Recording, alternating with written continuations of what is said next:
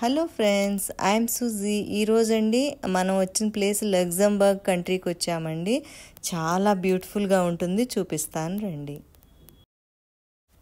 Luxembourg అనేదండి one of the richest country in the world అండి. చాలా చాలా బ్యూటిఫుల్గా ఉంటుంది. చాలా చిన్న కంట్రీ అనమాట. మీరు నా ప్రీవియస్ వీడియో ఎవరైతే చూడలేదో వాళ్ళు చూడండి. నేను లాస్ట్ టైం మొనాకో కూడా చూపించాను, అది కూడా one of the richest country అనమాట. యాక్చువల్గా ఈ కంట్రీ అండి 1900 సెంచురీలో స్టార్ట్ చేశారండి. అయితే అప్పుడే అనమాట ఆ టైంలో మెల్లిమెల్లిగా ఇది రిచెస్ట్ కంట్రీ అవుతుందన్నమాట 1900లో. అయితే వాళ్ళు ఏమనుకున్నారంటే ఇక్కడ ఇంకా స్పెసిఫిక్గా కొన్ని ఏరియాస్ డెవలప్ చేయాలనుకున్నారు. ఇక్కడ ఒక క్లాక్ టవర్ ఒకటి ఉంది, నేను మీకు చూపిస్తాను చూడండి. ఇక్కడ బస్సులు కూడా చాలా వెరైటీగా ఉన్నాయండి. ఎంత బ్యూటిఫుల్గా ఉందంటే వెదర్ కూడా చాలా బాగుందన్నమాట. చూద్దాం రండి, నేను ఆ క్లాక్ టవర్ కూడా నేను మీకు చూపిస్తాను. ఫైనల్గా అయితే వచ్చేసామండి. ఇక్కడికి యాక్చువల్గా ఏంటంటే బస్ కొంత దూరం వరకే వాళ్ళు తీసుకువెళ్తారనమాట. అయితే అక్కడి నుంచి మన ఏం చేస్తారంటే వాళ్ళు తిరగమంటారు లోకల్గా. ఆ ఏరియాలన్నీ మనమే చూసుకోవాలన్నమాట. అయితే గైడ్ కూడా మనతో పాటే వస్తారు, అన్ని డీటెయిల్స్ చెప్తూ ఉంటారు అన్నమాట. ఇదంతా చూడండి కలర్ఫుల్, అసలు ఆ చెట్టులు ఆకులు ఎంత బ్యూటిఫుల్గా ఉన్నాయో. ఇక్కడికి వచ్చిన తర్వాత నేను ఇది ఫస్ట్ టైం చూస్తున్నాను ఇలా కలర్ఫుల్ ట్రీస్. అందులో ఇప్పుడు ఆకులు రాలే సీజన్ అయ్యేసరికి చాలా చాలా బ్యూటిఫుల్గా ఉంది. యాక్చువల్గానండి ఈ కంట్రీని అంటే జర్మన్స్ ఆక్యుపై చేయాలని చూసారనమాట. అంటే జర్మన్స్కి వీళ్ళకి పడదండి. అయితే ఆ టైంలోనండి వరల్డ్ వార్ అయినప్పుడు వాళ్ళు ఇక్కడ వీళ్ళ సైనికుల్ని 800 మందిని చంపేశారంట జర్మన్స్. ఆ తర్వాత అంటే ఈ కంట్రీ నెమ్మదిగా కోలుకుని తర్వాత ఇంకా బాగా రిచ్ అయిపోయింది అనమాట. ఇవి చూడండి ట్రామ్స్ ఎంత బ్యూటిఫుల్గా ఉన్నాయి అంటే అటు ఒకటి ఇటు ఒకటి వెళ్తుంటే ఎంత అందంగా అనిపించింది అంటే నిజంగా చాలా చాలా బాగుంది. At 5 o'clock.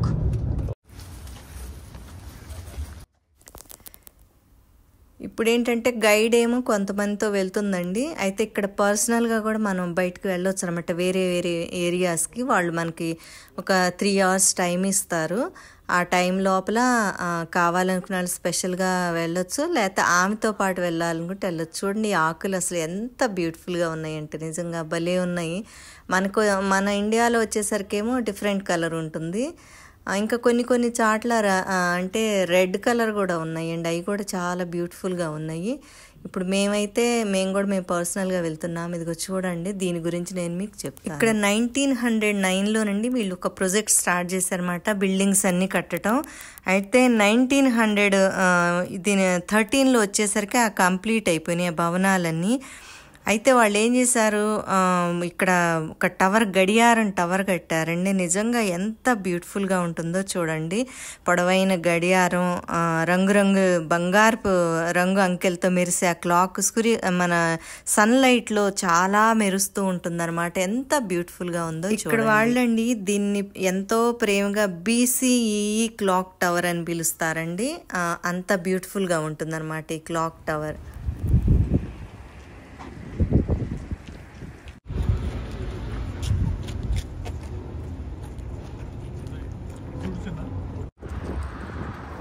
అబ్బా ఎంత బాగుందో చూడండి, ఎంత అమేజింగ్ ఉందంటే ఎన్ని కలర్స్ ఉన్నాయో చూడండి. అసలు రకరకాల కలర్స్ అనమాట చెట్లు.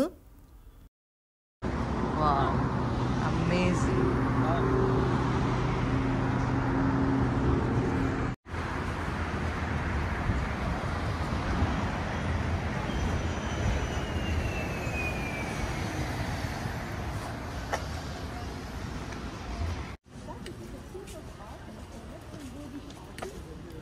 ఇక్కడ చర్చిలోకి వెళ్తున్నాము, చూద్దాం లోపల ఎలా ఉంటుంది. ఇక్కడ వీడియో అలౌ చేయలేదండి, అందుకని నేను లోపల తీయలేకపోయాను. ఇప్పుడు బయట చూద్దాం పదండి.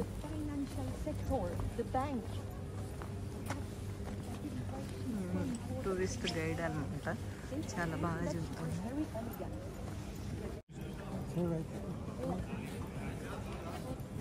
ఇక్కడ స్టాచ్యూని చూసారు, ఇక్కడ క్వీన్దండి.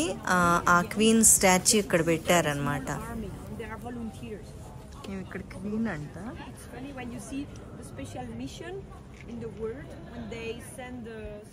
ఇక్కడండి చూడండి హార్స్ మీద ఒక అతను నుంచున్న స్టాచ్యూ ఉంది. అయితే ఇతను అనమాట చాలా సంవత్సరాల కిందట ఈ దేశాన్ని పరిపాలించిన ఒక నాయకుడు. చాలా అంటే తెలివిగల అతను, చాలా స్ట్రాంగ్ అతను అనమాట. అయితే అతను చాలా ధైర్యవంతుడు అంట. అందుకని అతను చనిపోయిన తర్వాత అందరూ కూడా అతను స్టాచ్యూ ఇక్కడ పెట్టి ఇంకా దాన్ని అంటే రోజు చూసి వెళ్తూ ఉండేవాళ్ళు అనమాట. ఇప్పుడైతే ఇది టూరిస్ట్ ప్లేస్ అయిందనమాట. చాలా బ్యూటిఫుల్గా ఉంది చూడండి. ఇదండి ఈ ఏరియా అంతా కూడా బ్యాంక్స్ అండి. వరల్డ్లో ఎన్ని అంటే పెద్ద పెద్ద బ్యాంక్స్ ఉన్నాయో అవన్నీ కూడా ఇదే ఏరియాలో అంటే ఒకే ఏరియాలో ఉన్నాయి అన్నమాట. ఇవన్నీ బ్యాంక్స్ ఎంత నిజంగా చాలా బ్యూటిఫుల్గా అనిపిస్తుందో చూడండి.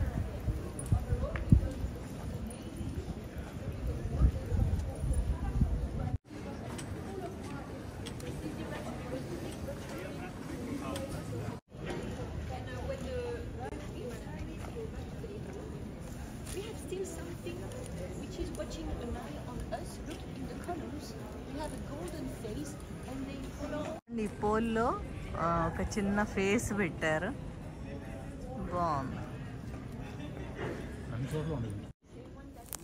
ఇక్కడండి ఇదే అంటే ఈ ఏరియాలోనేనమాట. అంటే ఎక్కువ చూడటానికి అయితే సైట్ సీయింగ్స్ ఎక్కువ లేవు. కాకపోతే మాకేంటంటే ఈ పక్కనే ఉన్న రిచెస్ట్ కంట్రీ చూడాలి అని అనిపించి మేము ఈ కంట్రీకి విజిట్ చేసాము. చాలా చాలా బ్యూటిఫుల్గా కూడా ఉంది ఇక్కడ.